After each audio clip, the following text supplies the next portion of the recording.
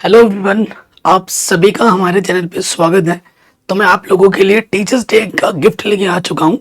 कल आप सभी ने मुझे टीचर्स डे पे ढेर सारी विश दी, तो रिटर्न गिफ्ट तो देना बनता ही है, क्योंकि क्योंकि आपका जो बोर्ड एग्जाम है वो आ चुका है लगभग, और बोर्ड एग्जाम से पहले हाफ ईयरली, प्री बोर्ड, ये सारे एग्जाम होने वाले हैं और टेस्ट वगैरह के नंबर भी इस साल जुड़ेंगे बोर्ड एग्जाम में। तो उसी चीज को देखते हुए 2 नंबर और 3 नंबर में 30 ऐसे क्वेश्चन लेके आया हूं जो बोर्ड एग्जाम में बार बार रिपीट होते हैं, और क्वेश्चन हिंदी और इंग्लिश दोनों मीडियम के लिए है। तो वीडियो बहुत इंपॉर्टेंट है। अगर आप सच में बोर्ड एग्जाम में अच्छा स्कोर करना चाहते हो तभी इस वीडियो को पूरा देखना, वरना अभी छोड़ दो। ठीक है, चलिए स्टार्ट करते हैं पहले क्वेश्चन पे। कह रहे द्विघात समीकरण, ये जो हमें द्विघात समीकरण दे रखा है इसके मूल ज्ञात करने हैं। ठीक है, find the roots of the quadratic equation. अब मूल ज्ञात करना है, किसी भी विधि से ज्ञात कर सकते हो, क्योंकि कोई विधि का उल्लेख नहीं किया है। जो आपको अच्छी लगती है उस विधि का प्रयोग कर सकते हैं। तो देखो हमारे पास क्या है, सॉल्यूशन में आ जाएंगे। दिया है, ठीक है, हमें दिया है, क्या दिया हुआ है हमें, द्विघात समीकरण। जैसे एग्जाम में लिखना है ना, बिल्कुल वैसे लिखाना, कोई शॉर्टकट नहीं कर पाऊंगा, क्योंकि कॉपी में कैसे लिखना है ये भी जरूरी है। आपको क्वेश्चन आता है ये अच्छी बात है, प्रेजेंटेशन भी मैटर करता है। प्रेजेंटेशन अच्छी नहीं होगी पूरे नंबर नहीं मिलेंगे। ठीक है, ये ध्यान रखना। हमारा द्विघात समीकरण हमारे पास है एक्स स्क्वायर प्लस का एक्स माइनस का 6 बराबर 0। ठीक है, ये हमारे पास है। भैया इसका गुणज कुछ नहीं है तो एक है, और अब जानते इसकी गुणा इसके साथ होती है गुणनखंड विधि में। तो ऐसी दो संख्या लो जिनकी गुणा करने पर 6 आए, और ये चिन्ह देखो, और घटाने पर इसका गुणज कुछ नहीं तो एक है, एक आए। 3 गुणा 2, 3 दूनी 6, और 3 में से 2 घटाओगे 1 आ जाएगा। ठीक है, हमें संख्या मालूम चल गई, 3 और 2। तो 3x में से मुझे 2x घटा देना है। ठीक है, आपका रिवीजन भी होता रहेगा, जिसको आता है, जिसको नहीं आता क्वेश्चन पूरा देखना। यहां से एक जोड़ा, यहां से एक जोड़ा, इस जोड़े से सिर्फ x का भागा दोनों में जाएगा। एक्स स्क्वायर से x बाहर निकालोगे तो x बचेगा, और यहां से सिर्फ 3 बचेगा। तो यहाँ चिन्ह नेगेटिव है, लग गया नेगेटिव। 2 का भागा दोनों में जाएगा, यहाँ से x बचेगा। चूंकि ब्रैकेट के बाहर नेगेटिव है तो अंदर का चिन्ह बदल जाएगा, नेगेटिव का पॉजिटिव हो जाएगा। 2 3 6, जो 2 बार है उसे हम 1 बार लिखेंगे, और जो आपने उभयनिष्ठ निकाला है ना वो दूसरे वाले ब्रैकेट में आ जाएगा। ठीक है, अब इसको एक बार 0 मानोगे। यदि x प्लस 3 बराबर 0, तो प्लस का 3 उधर जाके क्या हो जाएगा, माइनस का 3। तो ये हमें पहला मूल मिला। ठीक है, फिर आप दूसरे वाले में आ जाओगे। यदि, ठीक है, x माइनस 2 को 0 मानोगे तो माइनस का 2 इधर आके क्या हो जाएगा, प्लस का 2। ये हमें हमारा दूसरा मूल मिल जाएगा। देखो द्विघात समीकरण है, घात में 2 है ना, जितनी घात होती है अधिकतम उतने ही मूल होते हैं। तो आपके 2x के मान मिल गए। ठीक है, अगर इन मानों को यहां रखोगे तो समीकरण को ये संतुष्ट करेंगे। ठीक है, कह रहे दो संख्याओं का अंतर 26 है, एक संख्या दूसरी संख्या की 3 गुनी है, तो संख्याएं आपको ज्ञात करनी है। दो संख्या है, माना बड़ी संख्या, संख्या जब 2 होगी, एक बड़ी होगी और एक छोटी होगी। माना बड़ी संख्या, हमने बड़ी संख्या को x तथा छोटी संख्या को हम y मान लेते हैं। दो संख्या है, हमें क्या बोला, दो संख्याओं का अंतर मतलब घटाना। यहां लिखेंगे प्रथम शर्तानुसार। ठीक है, एग्जाम में जैसे लिखना है ना, प्रॉपर वे में लिखा रहा हूं। क्या बोला, प्रथम शर्त में बोला संख्याओं का अंतर, यानी कि बड़ी अंतर मतलब घटाना। बड़ी संख्या में से जब छोटी संख्या घटाएंगे तो अंतर बोला है 26 है। ये मेरा पहला समीकरण है प्रथम शर्त से। फिर आ जाएंगे द्वितीय शर्तानुसार।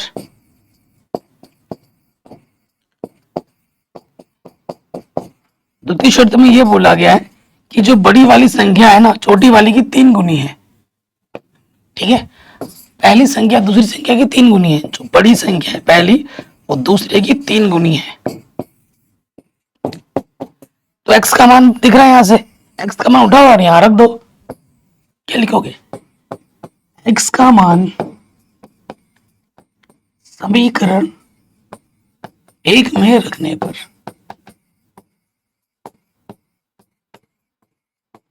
ठीक है, यहाँ रखो, x का मान क्या है भाई 3y, रख दिया 3y, और यहाँ ऑलरेडी y है और इस तरफ हमारा 26 है। 3y में से एक y घटाओगे 2y, 2 गुणे में इधर के क्या हो जाएगा बट्टे में, 2 से भाग दो तो 1 कम 2, 2 3 6, तो y का मान आ गया 13। यानी कि जो छोटी संख्या है y हमने क्या माना था छोटी संख्या, वो 13 होगी। ठीक है, y का मान उठाकर यहाँ रख दो, x बराबर हमारा क्या है 3y, y का मान है 13, 13 39, तो जो बड़ी संख्या होगी वो कितनी होगी 39 होगी। और ये हमें हमारा उत्तर, हमें हमारा आंसर आराम से मिल जाएगा। ठीक है, कोई भी डाउट हो आराम से वीडियो को देखना, मैंने पूरी एनसीईआरटी करा रखी है, नई एनसीईआरटी और पुरानी एनसीईआरटी दोनों, और important question model paper sample paper सब करा रखा है। प्लेलिस्ट के लिंक्स डाल दूंगा डिस्क्रिप्शन में, जरा डिस्क्रिप्शन जरूर चेक कर लेना। अगले प्रश्न में आ जाओ, कह रहे नीचे दिए गए चित्र में हमारा जो पी क्यू है ना आर एस के समांतर है, ये जो पी क्यू है इस आर एस के क्या है समानांतर है। तो सिद्ध क्या करना है कि जो त्रिभुज पी ओ क्यू है, पी ओ क्यू ये जो त्रिभुज है वो समरूप होगा आर एस ओ के, इस त्रिभुज के। ठीक है, बहुत ही आसान प्रश्न है। सो एक चीज इसने ये बोला है कि भैया ये वाली जो रेखा है ना इसके समानांतर है, बोला है। तो जब ये समानांतर है तो ये जो रेखा है ये तिर्यक रेखा का काम करेगी, और तिर्यक रेखा काम करेगी तो ये वाली जो कोण है और ये वाला जो कोण है वो आपस में बराबर होंगे, क्योंकि रेखा समांतर है, तिर्यक रेखा गई है, तो एकांतर कोण आपस में बराबर होते हैं। कक्षा 6 से पढ़ते हुए आ रहे हो, है कि नहीं। सेम चीज यहां पर भी हो जाएगी। देखो ये भी तो तिर्यक रेखा है और ये वाला जो कोण है इसके बराबर हो जाएगा। अगर त्रिभुज है हमारे पास और दो संगत कोण आप बराबर दिखा देते हो तो तीसरी वाली ऑटोमेटिकली बराबर हो जाती है। और यहां पर देखो शीर्षाभिमुख कोण ये वाला इसके बराबर है, तो हम लिखेंगे कैसे, सॉल्यूशन में आ जाओ। हाँ, दिया है, जो दिया है पहले उसको लिखेंगे। दिया है हमें क्या दे रखा है कि जो पी क्यू है वो आर एस के समानांतर है। ठीक है, फिर हम यहां लिखेंगे त्रिभुज, जिस दो त्रिभुज को समरूप दिखाना है, त्रिभुज पी क्यू ओ, त्रिभुज आर एस ओ में। ठीक है, अभी मैंने आपको बताया कि भैया ये वाला जो कोण है पी क्यू ओ में, जो क्यू कोण है वो बराबर है किसके आर के, और जो कोण पी है वो बराबर है एस के, और शीर्षाभिमुख कोण ओ बराबर ओ। तो यहां लिखोगे तीनों संगत कोण बराबर दिखा दिया आपने, अतः एंगल एंगल क्राइटेरिया से तो त्रिभुज पी क्यू ओ होगा वो समरूप हो जाएगा त्रिभुज आर एस ओ के। और यही हमें क्या करना था भाई, सिद्ध करना था। इंपॉर्टेंट है, हर साल एग्जाम में आता है। हेंस प्रूव्ड, इति सिद्धम, आराम से बन गया। बताइए कोई डाउट, कोई दिक्कत नहीं होगी। अगला जो प्रश्न है जो हर साल आता है एग्जाम में, आपको एक फैक्ट बताओ इस क्वेश्चन का, ये क्वेश्चन मेरे लिए बहुत खास है, ये मेरे लिए लकी क्वेश्चन है। मैं आपको बताऊं, मैं पहले क्लास 10th को नहीं पढ़ाता था, मैं बीएससी एमएससी बीटेक इनको पढ़ाता था। तो मैंने एक दिन एक्सपेरिमेंट के तौर पर एक वीडियो बनाई थी, सिंगल एक वीडियो, सिद्ध कीजिए 107 एक परिमेय संख्या है, ऐसे ही मैंने बना दिया था, पता नहीं मेरे मन में क्या विचार था। और ये वीडियो जिस दिन एग्जाम था ना उस दिन एक ही दिन में 8 लाख व्यूज आ गए थे। और मुझे उस दिन रियलाइज हुआ कि हाँ नहीं, मुझे हिंदी मीडियम वाले बच्चों को भी पढ़ाना चाहिए। पहले मैं सिर्फ इंग्लिश मीडियम वाले बच्चों को पढ़ाता था, उसके बाद जाके मैंने हिंदी मीडियम वालों को पढ़ाना शुरू किया, 12th को 11th को 10th को 9th को सबको पढ़ाया। और आज के डेट में मेरे चैनल पे हिंदी मीडियम वालों के लिए भी और इंग्लिश मीडियम वालों के लिए सारा कंटेंट अवेलेबल है। ठीक है, तभी ये क्वेश्चन मेरे लिए खास है और ये इंपॉर्टेंट है। क्वेश्चन क्या है, प्रूव दैट √7 एक क्या है अपरिमेय संख्या है। हर साल एग्जाम में आता है भाई, हर साल। तो उल्टा मान लेते हैं इसका, माना √7 एक परिमेय संख्या है।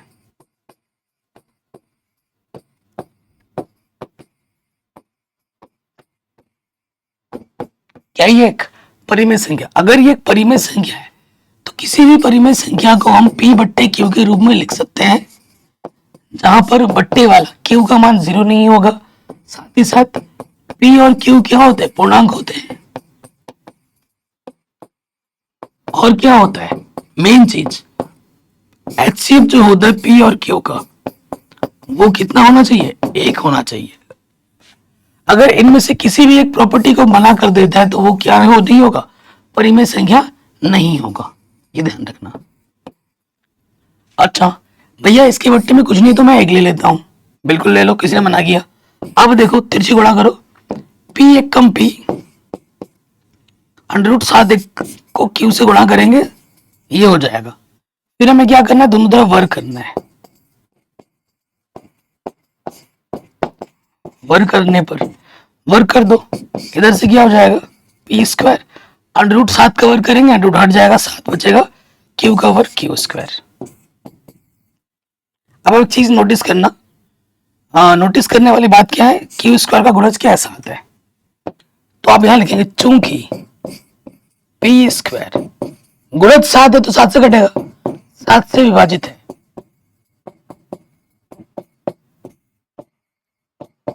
इसलिए p भी 7 से विभाजित होगा। आपके मन में आ रहा होगा सर ये कैसे लिख दे रहे हो? देखो मैं बता रहा हूं, 49 का मतलब क्या होता है? 7 का वर्ग 7 से कटता है, और इसका जगह वर्गमूल निकालूंगा, ये p² है, ये p है, तो ये भी तो 7 से कट रहा है। अगर कोई संख्या p² 7 से कट रही है तो उसका वर्गमूल p भी 7 से कटेगा। ठीक, अब आ जाओ दूसरी तरफ, माना p बराबर 7 है ना, यहां पर वही जो संख्या होती है वही मानना होता है, p बराबर 7 है। फिर क्या करना है? दोनों तरफ वर्ग करना है। हर साल आने वाला प्रश्न है। इधर क्या हो जाएगा? p², 7 का वर्ग क्या हो जाएगा? 49, r का वर्ग r²। अच्छा भैया अभी तो p² मिला था, दोबारा p² आ रहा है, तो p² का मान हमें रखना है। p² का मान हमें पता है, देखो दिख रहा है आपको कितना है? 7q²।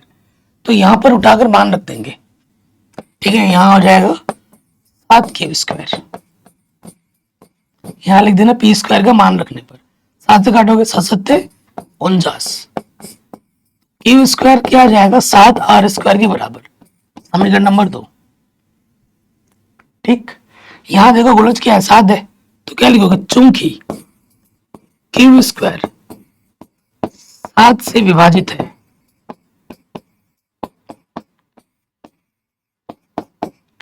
इसलिए q भी 7 से विभाजित होगा।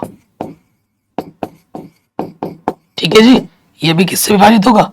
7 से विभाजित होगा। ठीक हो गया। अब आप देखो p कट रहा है 7 से, q भी कट रहा है 7 से, ठीक है, दोनों 7 से कट रहे हैं, तो ये लिखेंगे चूंकि p व q दोनों 7 से विभाजित है। जब दोनों 7 से विभाजित है, इसका सीधा मतलब हुआ कि HCF क्या हो गया? p और q का 7 आ गया। लेकिन भैया हमें 7 नहीं चाहिए था, हमें 1 चाहिए था, कि p और q का HCF कितना होना चाहिए? 1। अगर ये परिमेय संख्या वास्तव में होती तो हमें HCF 1 मिलता, यहाँ कितना मिल रहा है? 7। यानी कि हमने जो माना है कि भैया ये परिमेय संख्या है वो है ही नहीं, अर्थात यह हमारी अवधारणा के विपरीत है, हमारी अवधारणा के विपरीत है।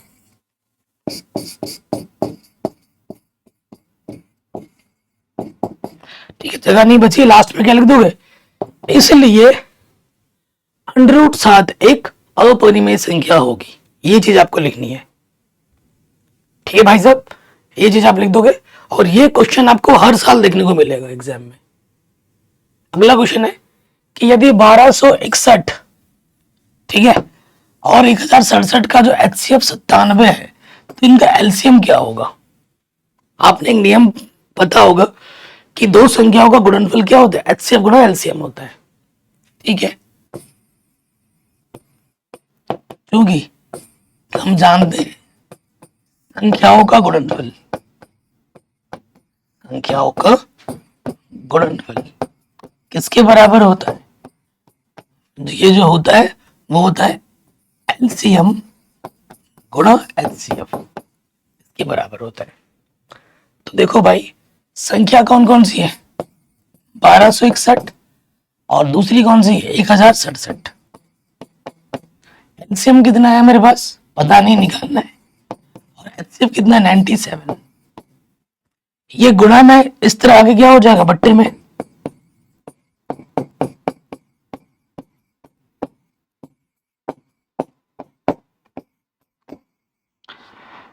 ठीक है। 97 से काटेंगे, 97 से काटो, 97 एकम 97, ठीक है, कितना बचा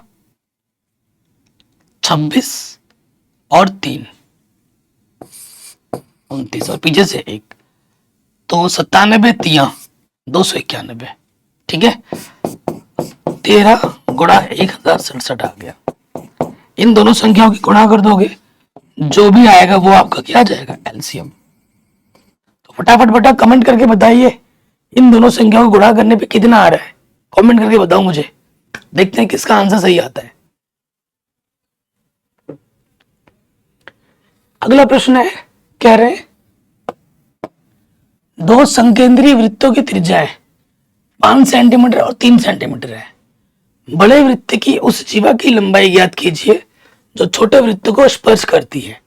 देखो, ये एक वृत्त है और ये दूसरा वृत्त है, संकेंद्रीय वृत्त बोला है, यानी कि दोनों वृत्तों का जो केंद्र है वो सेम टू सेम है। ठीक है, कह रहे बड़े वृत्त की जीवा निकालिए जो छोटे छोटे वृत्त को स्पर्श करती है। इस जीवा की लंबाई निकालनी है, ए बी और इस वाले पॉइंट का नाम दे दिया सी। ये छोटे वृत्त की त्रिज्या है और ये बड़े वृत्त की त्रिज्या है। ठीक, छोटे वृत्त की त्रिज्या बोल रखा है 3 सेंटीमीटर और बड़े वृत्त की बोल रखी है 5 सेंटीमीटर। देखो, जो चित्र इधर बन रहा है ना वही चित्र इधर भी तो बनेगा, यानी कि जो दूरी AC की होगी वही दूरी BC होगी, क्योंकि AC बराबर क्या है BC, और ये क्या है स्पर्श रेखा है, और ये क्या है त्रिज्या है।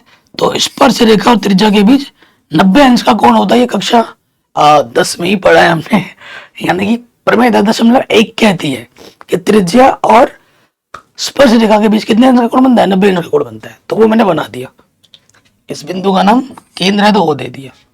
जीवा हमारी क्या है ए बी निकालना है, AC निकालो BC निकालो, बात बन जाएगी। लिखेंगे चूंकि प्रमेय 10.1 से क्या कि जो कोण C होगा वो 90 डिग्री होगा, अतः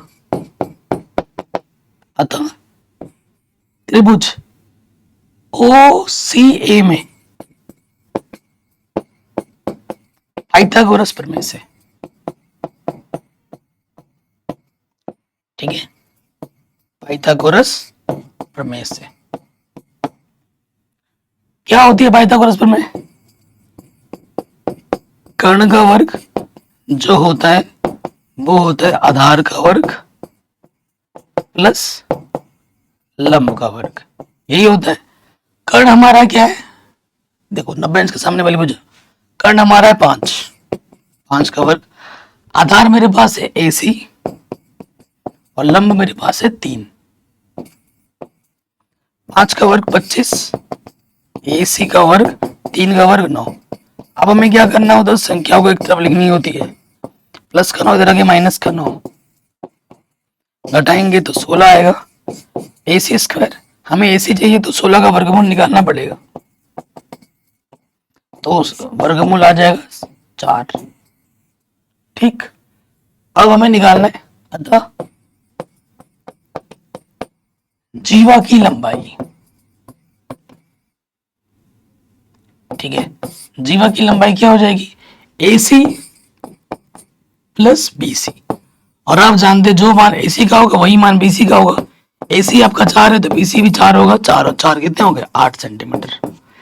तो जीवा की जो लंबाई होगी भाई वो कितनी होगी? 8 सेंटीमीटर होगी। ठीक है, कोई डाउट, कोई दिक्कत नहीं होनी चाहिए। कह रहे हैं क्या बिंदु, ये जो 3 बिंदु हैं एक त्रिभुज बनाते हैं?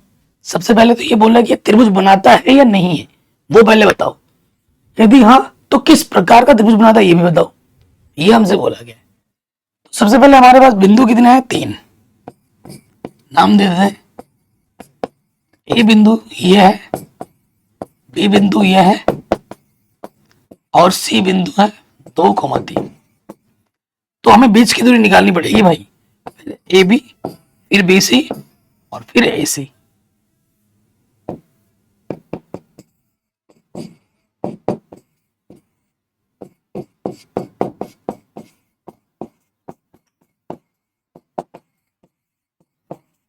ठीक है, दो बिंदुओं के बीच की दूरी का सूत्र आपको पता ही होगा।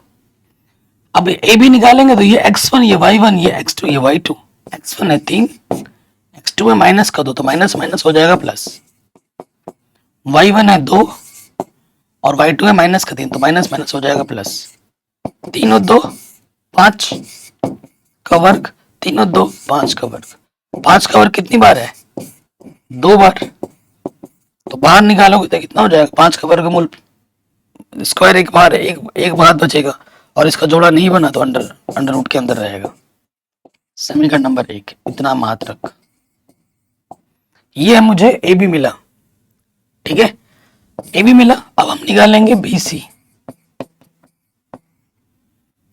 देखिए भाई BC निकाल रहे हैं।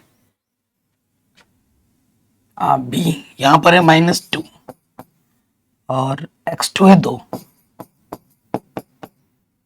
-3, y1 है -3 और ये है 3। सो -2 -4 का वर्ग और ये -6 का वर्ग। 4 का वर्ग 16, 6 का वर्ग 36, माइनस का वर्ग करने में प्लस हो जाता है। ठीक है, तो ये आ गया। इसको आप वर्गमूल के अंदर भी रख सकते हो तो √50 आएगा। ठीक, 36 और 16 कितने हो गए? 52। 6 ठीक है, 52 हो गए, 52 मात्रक। समीकरण नंबर 2।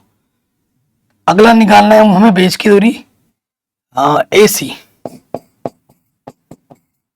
ए और सी, x1 minus x2, y1 minus के y2। 3 में से 2 घटाएंगे -1, 2 में से 3 घटाएंगे -1। 1 का वर्ग 1, 1 का वर्ग 1, माइनस का वर्ग करने में प्लस हो जाता है √2। ठीक है, मात्रक। अब बात आ रही है त्रिभुज बनाता है या नहीं बनाता है। तो देखो त्रिभुज कब बनाएगा? किसी भी दो बीच की दूरी को जब जोड़ोगे, किसी भी दो बीच की दूरी को जब जोड़ेंगे और वो तीसरी भुजा से बड़ी होनी चाहिए। देखो हाँ, इसको और इसको जब जोड़ोगे इससे बड़ी आएगी, इसको और इसको जोड़ोगे इससे बड़ी आएगी, या फिर इसको और इसको जोड़ोगे तो इससे बड़ी आएगी। जब किसी भी दो भुजा को जोड़ने पर, बीच की दूरी जो आई है उनको जोड़ने पर तीसरी भुजा से अगर बड़ी होती है तब त्रिभुज अवश्य बनेगा। अगर छोटी आती है तो त्रिभुज कभी नहीं बनेगा। तो आप क्या लिखेंगे? चूंकि किन्हीं दो बीच की दूरी को जोड़ने पर वो तीसरी भुजा के से बड़ी हो रही है, अर्थात यह एक त्रिभुज बनाएगा। ठीक, और तीनों बीच की दूरी अलग अलग है, अर्थात यह एक विषम बाहु त्रिभुज है। आपसे पूछा है ना कैसे त्रिभुज बनाता है, तो आप बोलोगे यह विषम बाहु त्रिभुज बनाता है। ठीक है भाई, क्वेश्चन में कोई डाउट, कोई दिक्कत, कोई परेशानी हो तो वीडियो को एक बार दोबारा जरूर देखें। ठीक हो गया, आगे बढ़े।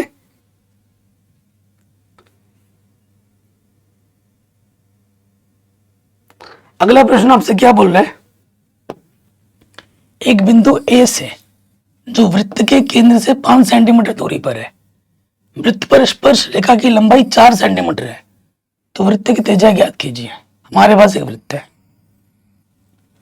ठीक, वृत्त है और वृत्त में स्पर्श रेखा की जो लंबाई बोली गई है वो 4 सेंटीमीटर है और त्रिज्या की जो लंबाई हमें निकालनी है एक बिंदु ए से जो वृत्त के केंद्र से, वृत्त का केंद्र यह है, एक बिंदु ए से जो वृत्त के केंद्र से कितनी दूरी पर है, 5 सेंटीमीटर की दूरी पर है।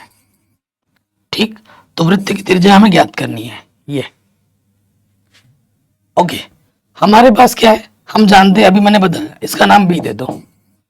ये स्पर्श रेखा है और ये त्रिज्या है। स्पर्श रेखा और त्रिज्या के बीच 90 अंश का कोण बनता है। ठीक, मैं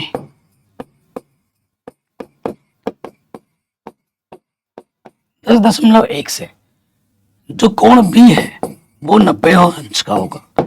जैसे ही 90 अंश का होगा वो समकोण त्रिभुज बन जाएगा और समकोण त्रिभुज बनेगा यानी कि पाइथागोरस प्रमेय हम लगा सकते हैं। ठीक है, इसलिए पाइथागोरस प्रमेय से, पाइथागोरस प्रमेय से क्या होती है पाइथागोरस प्रमेय? कर्ण का वर्ग जो होता है वो होता है आधार का वर्ग प्लस लंब का वर्ग। ठीक, कर्ण हमारा क्या है, 90 अंश के सामने वाली भुजा 5 है, आधार मेरा क्या है 4 है, अभी किया था कैलकुलेशन, और लंब मेरा त्रिज्या r है। 5 × 25, 4 को 16, प्लस का 16 इधर के क्या हो जाएगा माइनस का, संख्याओं को एक तरफ रखते हैं, यहाँ से 9 बचेगा, वर्गमूल निकालेंगे, 9 का वर्गमूल कितना होता है 3, तो जो हमारी त्रिज्या हमें मिलेगी वो मिलेगी 3 सेंटीमीटर। ये कितनी होगी 3 सेंटीमीटर।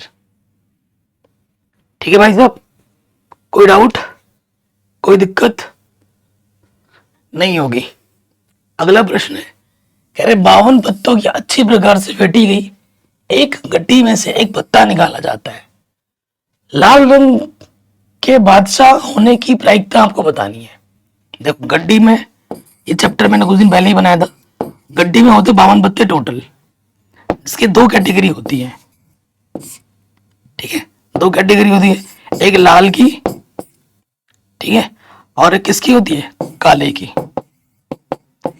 ठीक, लाल में 2 कैटेगरी होती है और काले में भी 2 कैटेगरी होती है।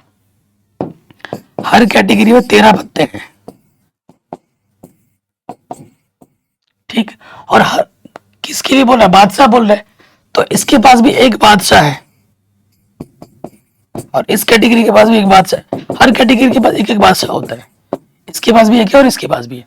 तो लाल बादशाह कितने हुए, लाल के 2 कैटेगरी है, 1 2, तो लाल बादशाह, लाल बादशाह हमारे पास जो संभव परिणाम है वो 2 है और जो हमारे पास कुल परिणाम है 52 पत्ते हैं।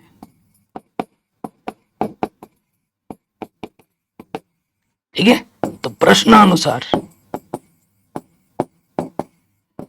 प्रश्न में क्या बोला गया, लाल रंग की बादशाह आने की प्रायिकता,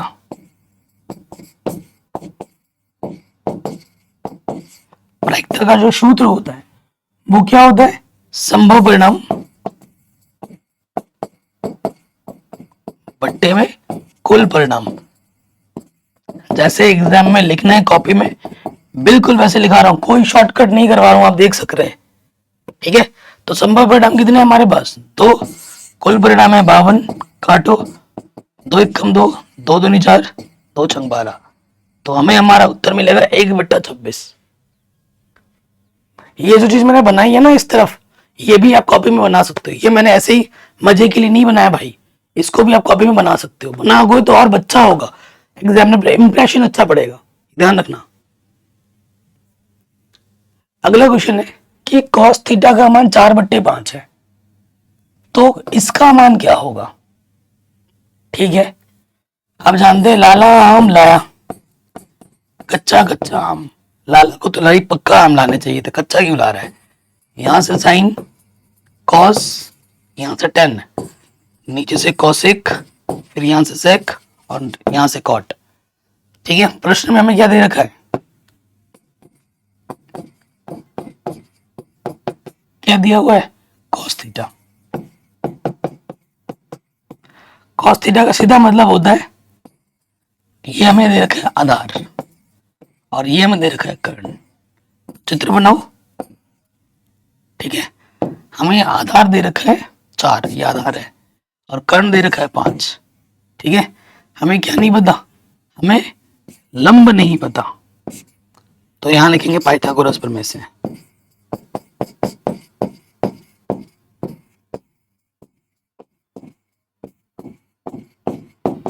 क्या होता है पाइथागोरस प्रमेय से? कर्ण का वर्ग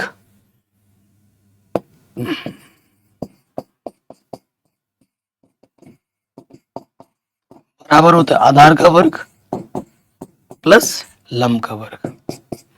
कर्ण मेरा कितना है 5, आधार मेरा है 4 और लंब मुझे निकालना है। 5 का वर्ग 25, 4 का वर्ग 16। अभी इसको हल किया था हमने, तो संख्याओं को एक तरफ लाऊंगा, 16 प्लस के तरह के माइनस का हो जाएगा, 9 बचेगा। तो लंब निकालोगे तो कितना हो जाएगा 3। 9 का वर्गमूल कितना होता है 3। लंब 3 मिल गया। तो हमें क्या निकालना है, कॉट थीटा और कॉसेक थीटा, ये अलग निकाल लो। कॉट थीटा, कॉट क्या होता है आधार बट्टे लंब।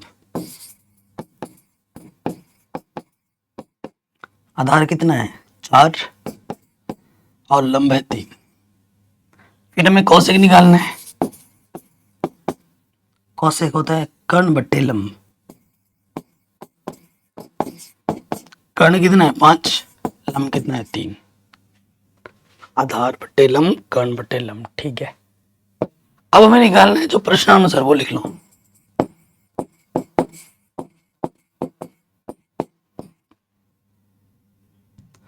प्रश्नानुसार में क्या निकालना है, cot theta plus cosec theta का वर्ग। कॉट थीटा में कितना मिला है 4/3, कॉसेक थीटा मिला है 5/3 वर्ग। लॉस ऑफ आ जाएगा 3, दोनों में सेम है, ऊपर वैसे का वैसे जुड़ जाएगा। 4 और 5 9, 3 3 9, 3 का वर्ग, 3 का वर्ग कितना होता है 9। तो हमें हमारा जो उत्तर मिलेगा बच्चों वो कितना मिलेगा 3 मिलेगा। 3 का वर्ग 9 मिलेगा, ठीक। आराम से बन गया दोस्तों। अगले प्रश्न में आ जाओ। प्रायिकता का शानदार क्वेश्चन है। एक जार में कुल 24 गेंद है। ये हमारी एक जार है, ठीक है, जार कोई बर्तन है। इसमें ना कुल गेंद कितनी है, कुल गेंद 24 है, जिनमें से कुछ हरी है और कुछ नीली है। इसके अंदर कुछ हरी गेंद है, ठीक है, और कुछ नीली गेंद है।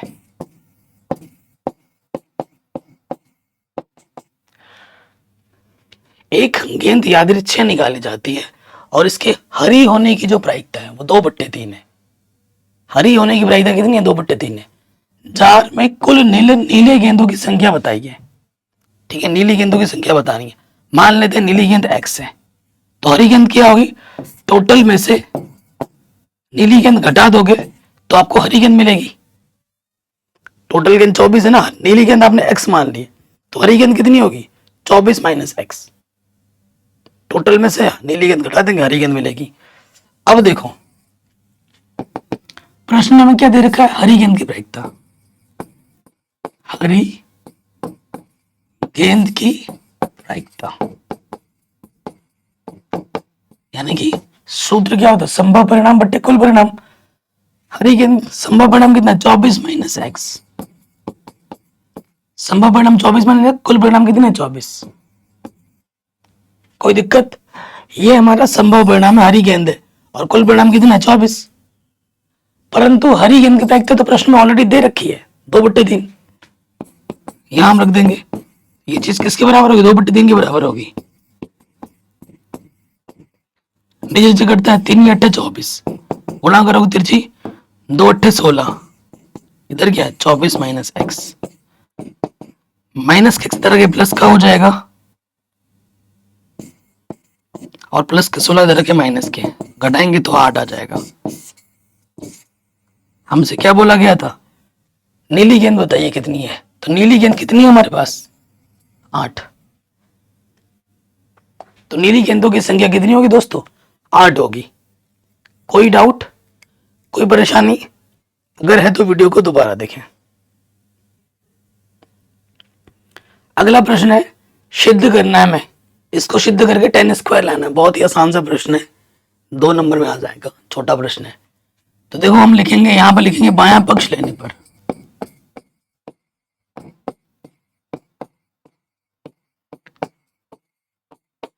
आपने देखा होगा जब भी मैं पढ़ा रहा हूं ना, यहाँ पे अब मेरे हाथ को आपको शायद दिख नहीं रहा होगा, मैं डिजिटल बोर्ड को पकड़ के रखता हूँ। इसका एक मात्र कारण है क्योंकि मैं पिछले 2-3 महीने से बहुत ज्यादा बीमार हूँ और कभी भी मुझे चक्कर वक्कर आ जाते हैं तो पकड़ के रखता हूँ ताकि मैं गिरूँ ना। अगर ऐसे धड़ाम से गिर जाऊँ कहीं पर चोट वोट ना लग जाए, ये एक रीजन है। तो मैं जब भी पढ़ाता हूँ ना, ये जो हाथ है यहाँ पर ऐसे पकड़ के रखता हूँ क्योंकि डिजिटल बोर्ड टाइटली बंधा हुआ है ताकि मैं ना गिरूँ। आपने नोटिस किया होगा मेरी जो हेल्थ है पहले के कंपैरिजन, आज से 3 महीने की पहले वीडियो देखना और अब मेरी वीडियो देखना, 10 से 12 किलो का डिफरेंस नजर आ रहा होगा मेरी शक्ल में भी, मेरी बॉडी में भी। क्या करें यार, लाइफ का हिस्सा है, बट मैं गिव अप नहीं करने वाला इंसान हूँ और आपको भी कभी किसी भी सिचुएशन में गिव अप नहीं करना है। जब तक जान है भगवान का शुक्रिया अदा करता हूँ तब तक मैं बढ़ाता रहूंगा, ठीक है। अब जिस दिन जान भगवान ले लेगा फिर तो बात अलग ही है। तो वन देखो हमारा जो नियम है वो क्या होता है कि जब सर्वसमीका लग रही है तो लगाओ, नहीं लग रही है तो साइन कॉस में बदलो, ये बेसिक सा नियम है। सर्वसमीका लग रही है, बिल्कुल लग रही है, 1 + 10 स्क्वायर क्या होता है, सेक स्क्वायर, लगा दिया। 1 + कॉट के स्क्वायर क्या होता है, कोसेक स्क्वायर, लगा दिया। क्या हमें उत्तर मिल गया, नहीं मिला सर। अब हम क्या करेंगे सर, साइन कॉस में बदल दो, क्या दिक्कत है। एक बट्टा सेक क्या होता है, सॉरी सेक क्या होता है, 1/cos, वर्ग है तो वर्ग लगा दो। कॉसेक क्या होता है, 1/sin, वर्ग है तो वर्ग लगा दो। खोलो, 1 का वर्ग 1, कॉस का वर्ग करेंगे तो कॉस स्क्वायर, एंगल का कभी वर्ग नहीं होता, साइन का वर्ग साइन स्क्वायर है। आप जानते हैं इसकी गुणा इसके साथ साइन स्क्वायर है और इसकी गुणा इसके साथ होता है भागा में, कॉस स्क्वायर कम कॉस स्क्वायर। साइन बट्टा कॉस क्या होता है, 10, स्क्वायर है तो स्क्वायर लग जाएगा, और यही आपको प्रूफ करना था।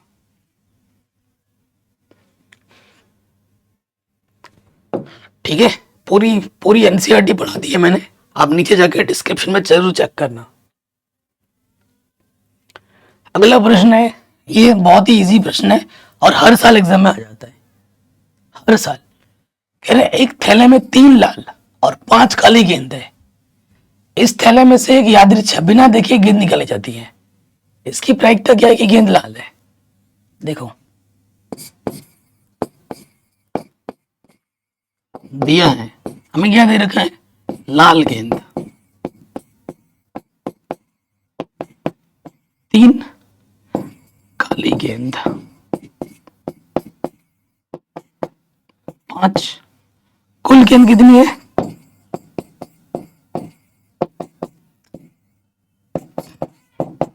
8। ठीक है, हमें प्रश्नानुसार क्या निकालना है,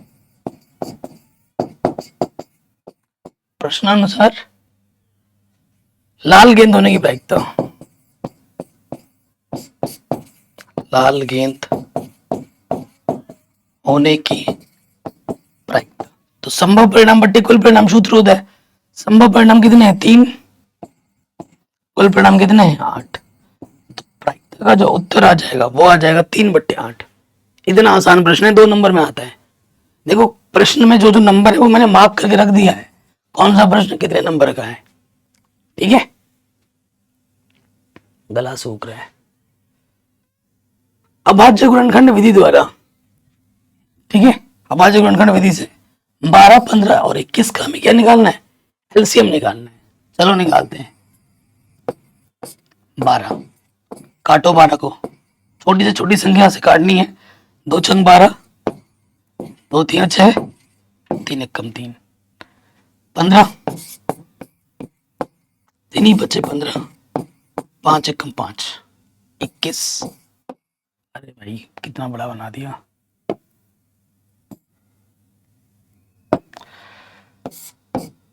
इक्कीस, 3 7 21 7 एकम 7। तो देखो अभाज्य गुणनखंड विधि, 12 को मैं लिख सकता हूँ, 2 कितनी बार है, 2 बार, और 3 है 1 बार, 15, 3 है 1 बार, 5 है 1 बार, और 21, 3 1 बार और 7 1 बार। तो जो संख्या तीनों में है उसको देखो पहले, हमें क्या निकालना है, हमें निकालना है एलसीएम। जो संख्या तीनों में है उसकी अधिकतम घात लेनी है, तो अधिकतम घात तो भाई सब में एक ही है, और जो बच गया उसको गुणे में डाल दो। तो देखो गुणा करो, 2 दूनी 4, 4 पंजे 20 और 7 तिया 21,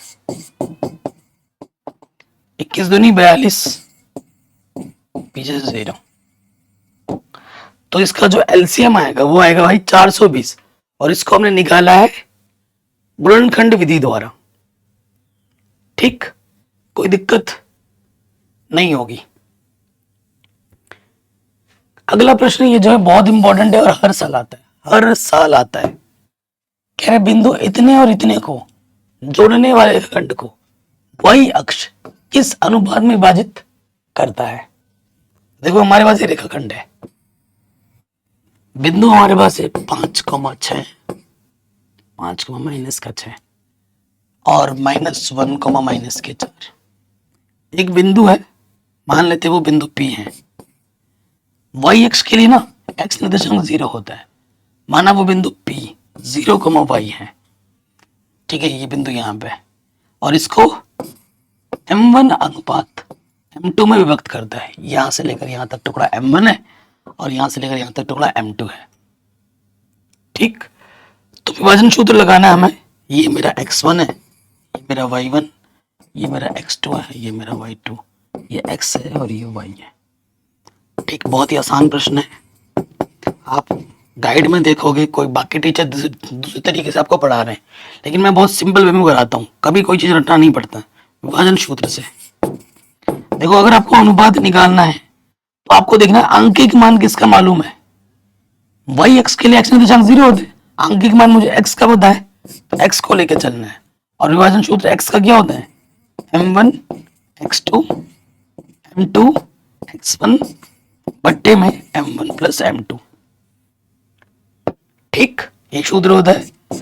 अब देखिए m1 पता नहीं, x का मान पता है 0, m1 पता नहीं, x2 है -k1, m2 पता नहीं, x1 है 5 बट्टे में m1 प्लस m2। इसके बट्टे में कुछ नहीं तो 1 ले लिया। ठीक है, अब यहां देखिए तिरछे गुणांक, किसी भी संख्या को 0 से गुणा करेंगे 0 हो जाता है, और 1 से गुणा करेंगे वही रहेगा। अब देखो -k1 इधर के क्या हो जाएगा +k1, और ये है 5m2। ठीक, m2 उधर गुणे में है, इधर के बट्टे में आ जाएगा, इधर 5 बचा, इसके बट्टे में कुछ नहीं तो 1 लिख सकता हूं। m1 अनुपात m2 क्या हो जाएगा 5:1। आंसर। ठीक, ये हमें हमारा उत्तर, हमें हमारा आंसर आराम से मिल जाएगा। कोई डाउट, कोई दिक्कत बताइए बच्चों। नहीं है, ये जो भी प्रश्न मैं करवा रहा हूं भाई मेरे दोस्त, ये एग्जाम में बार बार आते हैं। ठीक है, मैं आपका टीचर नहीं हूं, मैं आपका दोस्त हूं, भाई हूं, जो आपका भला चाहता है, तभी इनकी प्रैक्टिस करानी शुरू कर दी मैंने। बाकी काम आपका सपोर्ट करना है। वीडियो को ज्यादा से शेयर जरूर करें, लाइक करें, कमेंट करें। ठीक है, और आप किस टाइप की वीडियो चाहिए वो भी हमें कमेंट सेक्शन में बता सकते हैं।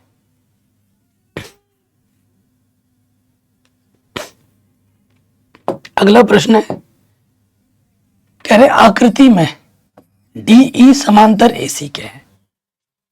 ये जो DE है और ये जो AC है वो आपस में समानांतर है, तो हमें x का मान बताना है। ये जो x देख रहे हो ना, इसका मान हमें बताना है।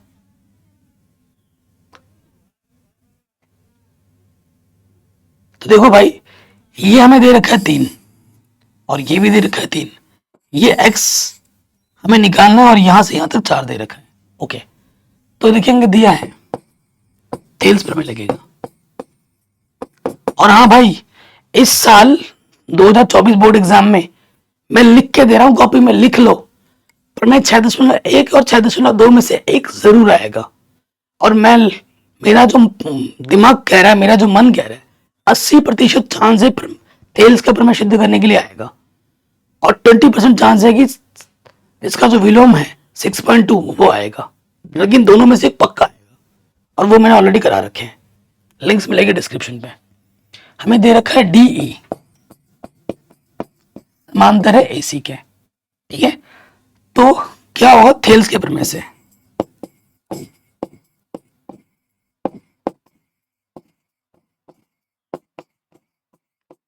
क्या होता है थेल्स के प्रमेय से? बीडी बट्टा डीए किसके बराबर होता है? बीई बट्टा एसी, ये होता है। अब देखो भाई, मान रखेंगे बीडी कितना है 3, डीए कितना है 3, बी है x और एसी है 4, कटा तो 4 कम 4, x का मान भी कितना आएगा? 4 आएगा,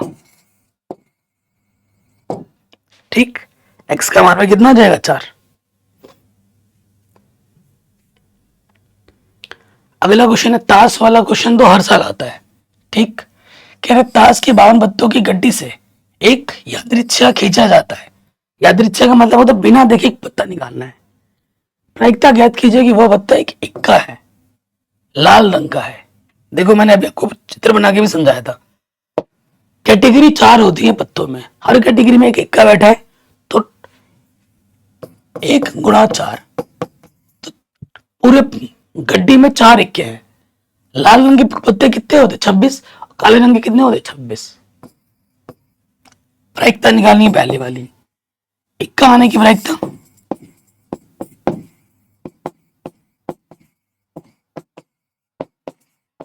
ठीक, सूत्र क्या होता? संभव परिणाम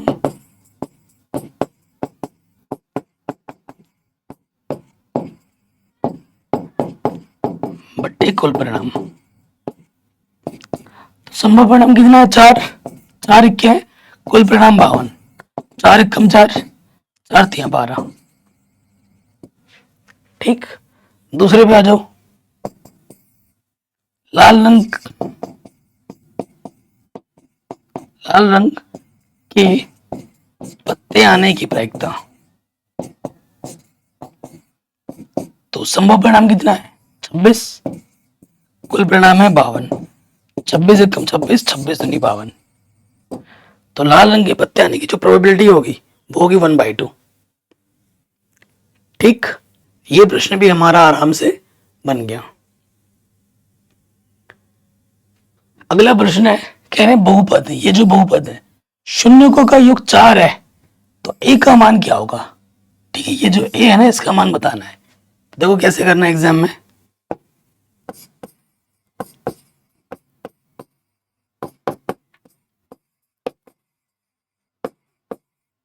बहुपद px, ठीक है, ये दे रखा है। अब आप देखो, ए की जगह पे ए है, बी की जगह पे -8 है, और अचर पद के -4, ठीक है। हमें क्या दे रखा है? शून्यकों का योग। शून्यकों का योग का सूत्र होता है -b/a, ठीक है, ये सूत्र होता है। और शून्यकों का योग कितना दे रखा है प्रश्न में? 4, माइनस बी की जगह पे कितना है? -8, और ए की जगह पे ए ही है, तो ये है 4 माइनस माइनस प्लस, 4 एकम 4, 4 दूनी 8, एक कम है और यहां से 2, तो ए का मान कितना आ जाएगा? 2, ठीक। आराम से ये प्रश्न बन गया, कोई डाउट, कोई दिक्कत नहीं होगी। अगला प्रश्न है प्रायिकता। कह रहे एक पासे को यादृच्छा फेंका जाता है, विषम संख्या प्राप्त करने की प्रायिकता क्या होगी? देखो जो पासा होता है लूडो, लूडो पे जो परिणाम आते हैं वो होता है 1 2 3 4 5 6। ठीक, विषम संख्या की बात कर रहा है तो विषम संख्या 1 3 और 5, इसकी प्रायिकता निकालनी है। तो संभव परिणाम कितने हैं? 3। कुल परिणाम कितने हैं? 6। 3 1 कम 3 3 दूनी 6। तो विषम संख्या आने की जो प्रायिकता होगी वो होगी 1/2। ठीक, सिद्ध करना है। प्रश्नावली 8.3 8.4 का प्रश्न ही है। ठीक, इसको हल करके ये लाना है। ठीक है, लाते हैं। अब आप देखिएगा ढंग से, ये क्या है? a प्लस बी का होल स्क्वायर, यानी कि a का स्क्वायर प्लस b का स्क्वायर प्लस के 2ab। ठीक, ये हमने यहां लगा दिया, इसको खोल दिया। अब इसको खोलना है, देखो खोलेंगे, a का स्क्वायर प्लस b का square plus 2ab cos sec. ठीक है, ये हमने खोल दिया। अब आप देखो, हम व्यवस्थित रूप में लिखेंगे, इसको और इसको साथ में लिखो।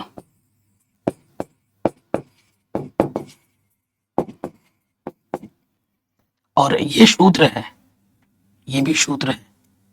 ठीक है, सूत्र क्या है मैं बता देता हूं, कहां लिखूं, यहां लिख देता हूं। आप देखो, साइन गुणा कॉसेक ए 1 के बराबर होता है कॉस गुणा सेक।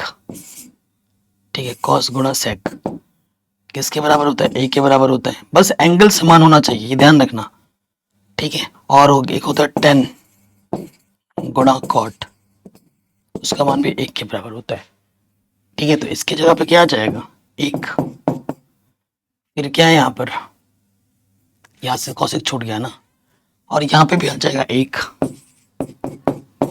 और कॉसेक छूट गया मेरा, कॉसेक स्क्वायर ए, और यहाँ से सेक स्क्वायर ए, इसको एक साथ रख दिया। ठीक है, आप जानते हैं sine square theta plus cos square theta, इसका मान कितना होता है? 1 होता है। तो इसके जगह पे आ गया 1, 2 1 कम 2, 2 1 कम 2, तो कितना हो गया? 4। हमें आंसर में 7 लाना है, और आंसर में मुझे कॉसेक भी नहीं चाहिए, मुझे सेक भी नहीं चाहिए। तो ये तो इसकी जगह पे मैं सूत्र लग सकता हूँ। कॉसेक बराबर क्या होता है? 1 plus cot square theta, theta की जगह पे ए है। सेक बराबर क्या होता है? 1 plus ten square theta, theta की जगह पर ए है। अब देखो आपको उत्तर मिल गया, 4 5 6 7 7 प्लस टेन स्क्वायर ए प्लस कॉट स्क्वायर ए, यही आपको सिद्ध करना था। ठीक है, यही आपको सिद्ध करना था, और ये 4 नंबर का क्वेश्चन है। देखो, इतना इजी और इम्पोर्टेंट, आराम से बन गया।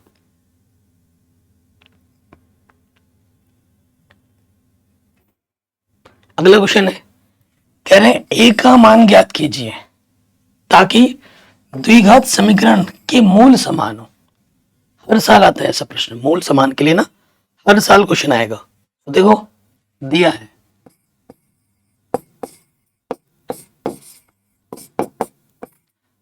क्या दे रखा है हमें? a माइनस के 12 x square plus 2a minus के 12 एक्स प्लस 2 बराबर 0। ठीक है, चूंकि एक स्थान पर क्या है? a माइनस के 12, एक्स का गुणज, b के स्थान पर क्या है? 2a माइनस के 12, और c के स्थान पर क्या है? 2।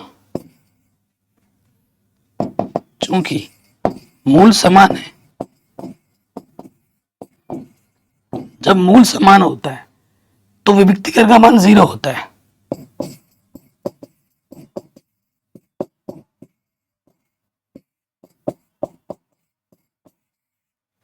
यानी कि बी स्क्वायर माइनस के 4ac 0 के बराबर होता है। तो माइनस का 4ac उधर जाके क्या हो जाएगा? प्लस के 4ac। ठीक, अब हम क्या करेंगे, मान रखेंगे। मान रखो b का मान कितना है 2a-12 और a कितना है a-12, c कितना है 2। ठीक, ओके। देखो यहां से वर्ग करेंगे, 2 का वर्ग कितना हो जाएगा 4, इसका वर्ग करेंगे तो इसकी घात 2 लग जाएगी। तो यहां से 4 दूनी 8, a-12 काटोगे, इसकी घात 1, इसकी घात 2, तो एक घात कम हो जाएगी, 4 एक कम 4, 4 दूनी 8, तो a-12 2 बचेगा, तो -12 उस तरफ जाके क्या हो जाएगा भाई +12, तो a का मान आ जाएगा 12 और 2 14। ठीक है, ये क्वेश्चन आपका आराम से बन गया।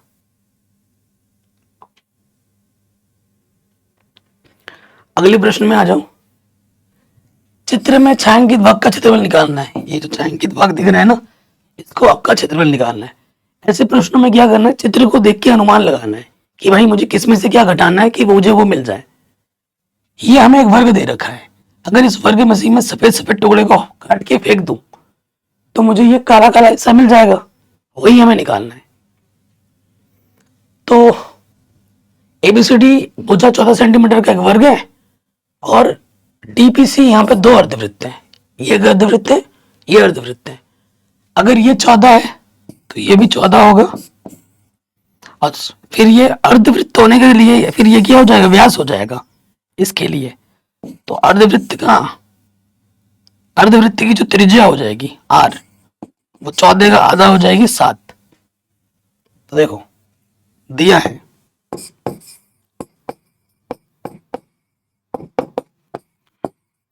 वर्ग की भुजा ए से दर्शा दो 14 सेंटीमीटर है। ठीक है, इसलिए अर्धवृत्त का व्यास कितना है 14 सेंटीमीटर है, इसलिए अर्धवृत्त की त्रिज्या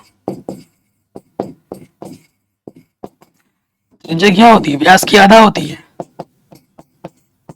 सारा दिखाना है, नहीं दिखाओगे तो नंबर नहीं मिलेंगे। ठीक है, ये हो गया। अब आ जाओ प्रश्नानुसार। प्रश्नानुसार छायांकित भाग का क्षेत्रफल।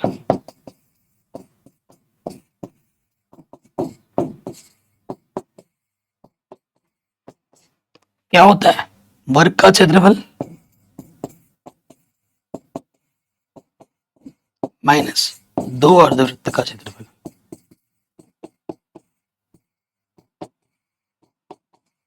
ठीक, सूत्र क्या होता है, भुजा का वर्ग और 2 अर्धवृत्त का क्षेत्रफल क्या होता है, वृत्त का क्षेत्रफल का आधा। तो 2 से 2 कट गया। अब इसके आगे यहाँ हल कर देते हैं। भुजा है 14 गुणा 14, पाई का मान कुछ नहीं बोला तो 22/7 रखो। त्रिज्या कितनी है 7, तो 7 गुणा 7, एक 7 से एक 7 कटा, 14 गुणा 14 196, 22 7 154, घटाओगे तो आ जाएगा 42। क्षेत्रफल है सेंटीमीटर स्क्वायर। ये हमें हमारा आंसर आराम से मिल जाएगा। ठीक, कोई डाउट, कोई दिक्कत नहीं होगी। अगला सिद्ध करना है, हमें इसको हल करके ये लाना है। तो कभी कभी ऐसे सिद्ध करने वाले प्रश्न आ जाते हैं जिसमें एक तरफ से हल करके दूसरा तरफ नहीं ला सकते, या दूसरे से इधर नहीं ला सकते। उस स्थिति में दोनों को एक साथ हल करना होता है। ठीक, तो देखो कोई सर्वसमय का लग रही है तो लगाओ, नहीं लग रही है तो क्या करना है, साइन को बदल देना है। सेक को लिख सकता हूं 1/cos, नीचे भी सेक है 1/cos। देखो अभी थोड़ा रुक के चलेंगे उस तरफ, इसके पट्टे पे कुछ नहीं तो 1 ले लिया। अब देखो cos 1 कम cos, इसकी गुणा इसके साथ cos 1 कम cos, इसकी गुणा इससे 1 1 कम 1, नीचे तो वही cos ही है। अब आप देख रहे हैं इसके पट्टे में cos है, इसके पट्टे में cos है, cos से cos कट गया, तो क्या बचा इधर ऊपर बचा 1 प्लस कॉस ए बट्टे में 1। तो सारा हल करके 1 प्लस कॉस ए बच रहा है लेफ्ट में। राइट में देखो कॉस कॉस में लाना है, यहाँ साइन है तो साइन का मान हम कॉस में लिख सकते हैं। क्या होता है 1 माइनस कॉस स्क्वायर है। साइन स्क्वायर ए बराबर होता है 1 माइनस कॉस स्क्वायर ए। और 1 को मैं 1 का वर्ग भी लिख सकता हूँ, नीचे क्या 1 माइनस कॉस है। अब ये जो है ना किस रूप में है, ए स्क्वायर माइनस बी स्क्वायर में, जिसका सूत्र होता है ए प्लस बी गुणा ए माइनस बी। ये ए के जगह पर है, ये बी के जगह पर है, तो ये हो जाएगा 1 plus cos A plus B A minus B बट्टे में क्या 1 माइनस कॉस ए, गुणे भाग में कट गया, क्या बचा 1 प्लस कॉस ए। सो आप देखोगे इधर क्या बचा 1 प्लस कॉस ए, क्योंकि किसी भी संख्या को जब हम 1 से भाग देते हैं तो ऊपर जो संख्या होती है वही आ जाती है 1 प्लस कॉस ए, और इधर भी है 1 प्लस कॉस ए। आगे बढ़ना बराबर दोनों तरफ, लेफ्ट हैंड साइड बराबर क्या आ गया राइट हैंड साइड। यही आपको प्रूफ करना था। ठीक है, आराम से बन गया, कोई दिक्कत नहीं होगी। अगला प्रश्न है, और इस वीडियो का ये आखिरी प्रश्न है, और भी बहुत सारे प्रश्न हैं हमारे पास आपके लिए। तो अगर आप इस वीडियो में भर भर के प्यार दोगे तो ऐसी ही प्रैक्टिस में आप लोगों के लिए कराते रहूंगा, और आप खुद क्वेश्चन देख के अनुमान लगा पा रहे हो कि ये क्वेश्चन वास्तव में कितने इंपॉर्टेंट है। और ये खुद ये जितने भी क्वेश्चन मैं लेके आऊं ना, ये सारे प्रश्न बोर्ड्स के द्वारा पूछे गए प्रश्न हैं, मैंने खुद अपने से नहीं बनाए। मैं कभी खुद ये नहीं बोलूंगा कि भाई ये क्वेश्चन खुद मैंने अपने हाथों से लिखा है, नहीं भाई, ये बोर्ड्स के क्वेश्चन है जो मैं आपके लिए लेके आ रहा हूँ। ऐसे ढेर सारे और भी क्वेश्चन लेके आऊंगा, आपकी तैयारी एकदम मक्खन की तरह बना दूंगा।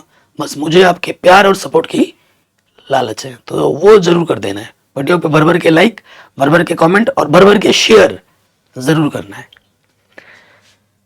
क्या बोल रहा है क्वेश्चन, उस बिंदु के निर्देशांक ज्ञात कीजिए जो बिंदु इतने और इतने को मिलाने वाले रेखाखंड को 2:3 में विभाजित करता है। हमारे पास रेखाखंड है, ठीक है, जिसका ये वाला बिंदु है -1,7 और ये वाला बिंदु है 4,-3। विभाजन बिंदु P निकालना जिसके निर्देशांक है x, y, ठीक है। और ये जो दे रखा है ना 2:3 में काट रहा है, ठीक है, 2:3। ये मेरा m1 है, ये मेरा m2, x1, y1, x2, y2। ये हमारा क्या है, ये हमारा विभाजन बिंदु जो कि हमें निकालना है इसके सूत्र से, विभाजन सूत्र से।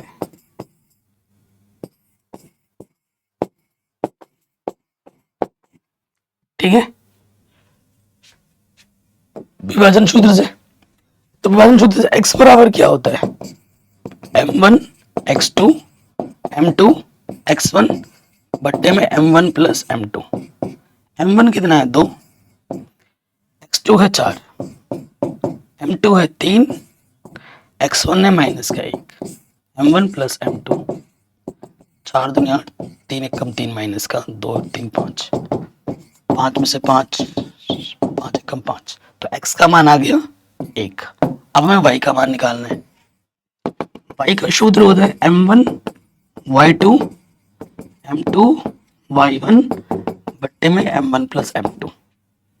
m1 है 2, y2 का मान है -3, m2 है 3, y1 का मान है 7, m1 प्लस m2।